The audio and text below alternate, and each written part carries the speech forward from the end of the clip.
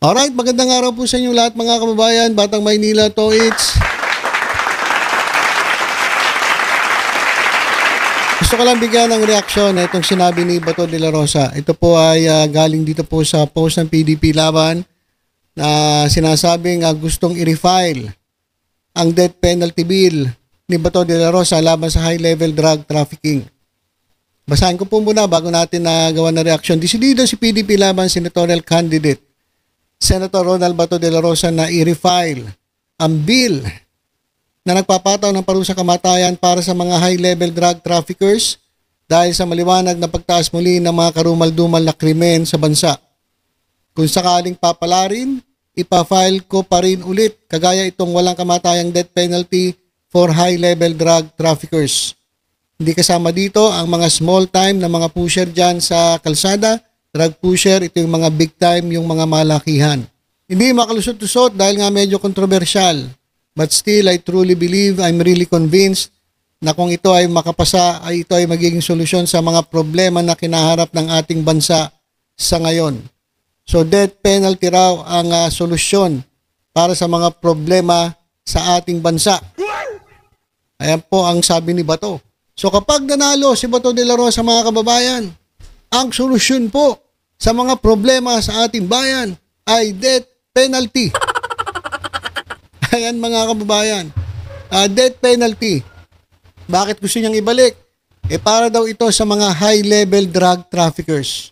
Yung mga yayamaning mga drug lords, yung mga big time.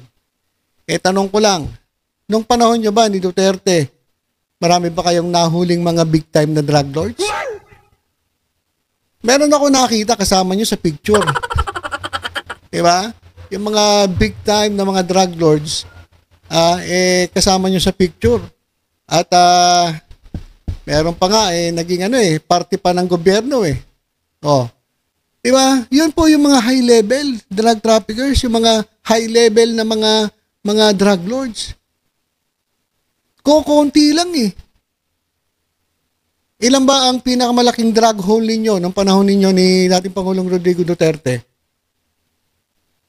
Kasi ang alam ko, after ng inyong termino, doon po nakuha yung record ng pinakamalaking drug hole sa kasaysayan ng Pilipinas, yun po yung panahon na ni Presidente Bongbong Marcos.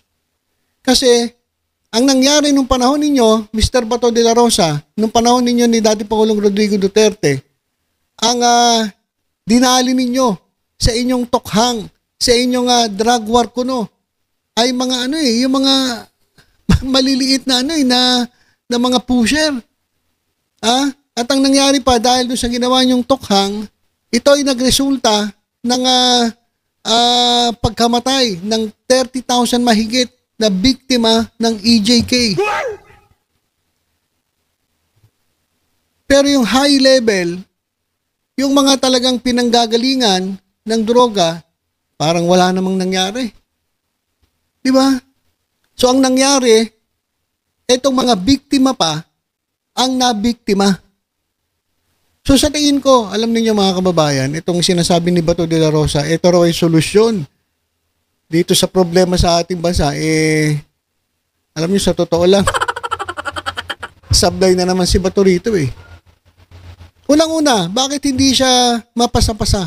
Kasi nga, anti-life yan . Hindi po yan makatao. Bakit pipilit mo, yung batas mo na yan, na hindi makapasa-pasa dahil nga alam na mga kasamahan mo sa Senado na yan ay hindi makatao. Tapos ipagpipilitan mo na naman. Hindi po natin pinagtatanggol itong mga drug lord. Kaso ang nangyayari, dito sa mga batas na ito, nagagamit ito doon lang sa mga maliliit. Pero doon po sa mapipera, sa mayayaman, hindi po ito na-apply.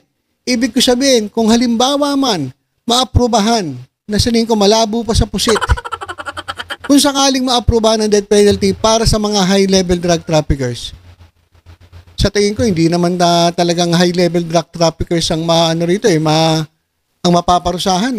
Ang mangyayari, maliliit pa rin . Palalabasin nila na ito yung malalaki, mga drug lords. Pero ang totoo, ito yung mga fall guy lamang nung talagang malalaking mga drug lords. So kawawa po Etong mga ginagamit lang ng mga mayayaman, ng mga big time, ng mga sindikato. So kay Bato de la Rosa, wala na po ba kayong ibang paraan para ma-solve ang problema ng bansa? Kailangan ba kamatayan pa rin? Sa loob ng ilang taon ninyo, kasama si dating Pangulong Rodrigo Duterte, ganun na nga ang ginawa nyo eh. Nanggurgur kayo na nanggurgur. Kaya nga hinahabol na kayo ng ICC. Dahil ang nangyari, kayo ay nagsagawa ng drug war. Na sa huli naman, nakita natin na hindi nasolusyonan ang problema, kundi nadagdagan pa ang problema. Kasi yung mga tinarget ninyo ay yung maliliit na tao. Pero yung talagang pinanggalingan ng mga droga na yan, hindi nyo man lang naiharap sa hustisya. Tapos ngayon, ito may panibago ka na namang batas na gustong gawin. Dapat alam niyo, sa totoo lang, dapat ang mabigyan ng death penalty yung mga protektor ng droga, protektor ng mga drug lords. Ayun po ang dapat mabigyan ng parusa. Kasi tingnan niyo mga kababayan, si Colonel Asierto, isa pong pulis, nagsumbong po siya dito sa mga namumuno dati. Sabi nila, merong pumasok na droga rito at ito yung mga pangalan na involved. Na-involve ang pangalan ni Pulong Duterte, na-involve ang pangalan ng asawa ni Sara Duterte, na-involve si Michael Yang na best friend ni Duterte. Anong nangyari? Hindi siya pinansin. Ang pinalabas pa, siya ang may kasalanan. Kaya nga nagtago si Colonel Asierto. Lumapit siya kay Bongo para sabihin yung resulta ng kanyang investigasyon, hindi siya pinakinggan. Paano mo ngayon mapapatawan ng parusa itong mga drug lord kung etong mga ito ay pinoprotektahan ninyo? Diba? Ang nangyayari, baliktad pa eh. Si Colonel Asierto pa ngayon ang pinalalabas nila na protector wherein siya nga po ang nag-report, hindi lang po siya pinakinggan at tumalabas itong mga ito ang protector ng mga drug lords. So, sa tingin ko lang mga kababayan, palpak na naman ang solusyon ni Bato de la Rosa. Hindi po yan ang solusyon eh. Ano yan, kamatayan na naman? Puro na lang patayan? Wala na ba tayong ibang solusyon? Hindi ka na nga pinakikinggan, binabaliwala na nga lang yan. Kasi nga hindi makatao. Tapos ngayon, ipupush mo na naman. Kapag nanalo ka, ipupush mo na naman yan. Kayo ba mga kababayan, boboto ng isang kandidato sa pagka-senator na ang gagawing solusyon ay patayan? Ibabalik ang death penalty? Hindi ka na nga pinapansin ng mga kasamahan mo dyan. Ipipilit mo na naman. Kaya sabi ko sa inyo, medyo ilaglag na natin to mga kababayan tong si Bato de la Rosa. Dahil hindi naman po patayan ang laging solusyon. Sabi nga ni Presidente Bongbong Marcos ano ba? Lagi na lang ba patayan? Yan na lang ba ang solusyon ninyo? Hindi ba kayo makaisip ng ibang solusyon para maayos itong ating bansa? Wala talaga sa ayos itong si Batoy. Puro na lang tukhang. Puro na lang patayan. Puro na lang gurguran. Tapos kapag kayo ay pinapanagot sa mga kasalanan ginawa ninyo, sasabihin nyo, ginigipit kayo. Grabe Solusyon daw sa problema ng bayan, death penalty. Alam niyo, sa totoo lang yung death penalty kasi, hindi po talaga siya makatao at hindi po siya makadiyos. Kasi unang-una, Diyos lang po ang pwedeng kumuha ng buhay ng bawat isa sa atin. At hindi po, wala po sa kamay natin ang kitilin ang buhay ni numan. Kasi itong mga to parang sanay na sanay, no? Natutuwa ba kayo kapag mayroong nagugurgur? Natutuwa ba kayo kapag nakikita ninyo na may mga nakahandusay dyan na pagkatapos ng inyong operation na imbestigahan, yung pala ay yung nagurgur, yung nakahandusay ay biktima? Tapos yung totoong kriminal, nandun, pagala-gala. Ay, naku, Bato de la Rosa. Mga kababayan, hindi po tayo dapat boboto ng mga kandidato na ipinaglalaban na ang patayan ang solusyon sa problema ng ating bansa. Huwag po tayong magkakamali, kawawa po tayo. Piliin po natin unang-una maka-Diyos, makatao, at pro-life. Binibigyan ng halaga ang buhay ng tao. Hindi yung gigil na maggurgor o kumuha ng buhay ng tao. Yan po si Bato. Mga kababayan, itagaan nyo po sa Bato.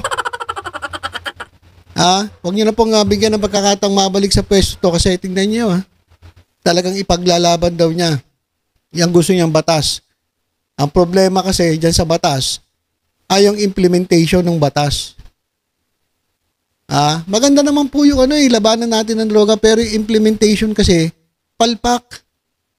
Palpak po ang pag-implementa. Kaya nga po nagka-leche-leche. Kaya nga pati itong ICC pumasok na So yung mga biktima mismo ang nagreklamo sa ICC. So yan mga kababayan, nakakasuka talaga. Nakakasuka. Etong si Bato de la Rosa na para daw matapos ang mga problema sa bansa. Ang solusyon mga kababayan ay death penalty.